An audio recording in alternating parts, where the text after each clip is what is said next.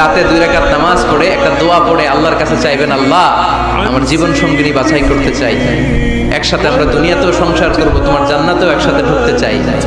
এরকম লাইফমেট, life partner এই মেয়েটা আমার জন্য হবে কিনা, বা মেয়ে দোয়া করবে এই ছেলেটা আল্লাহ আমার জন্য হবে কিনা আমি জানি না, তুমি তোমার পক্ষ থেকে এমন ইঙ্গিত দাও বা আমার হৃদয়ে এমন একটা দিক নির্দেশনা দাও যাতে আমি সঠিক সিদ্ধান্তে চলে আসতে পারি।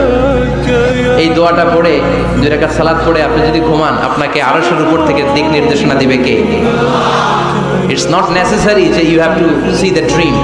আল্লাহ আপনাকে স্বপ্নে দেখাই দিবে এমনটা নয়, হয়তো এমন হতে পারে একটা ইঙ্গিত আপনি পাবেন, অথবা ঘুম থেকে ওঠার পরে এই ফ্যামিলির প্রতি আপনার একটা আলাদা আকর্ষণ জাগবে, তখনই আপনি বুঝবেন আল্লাহর পক্ষ থেকে এই রহমত নাজিল করেছে কে। ইস্তেখারা করবেন।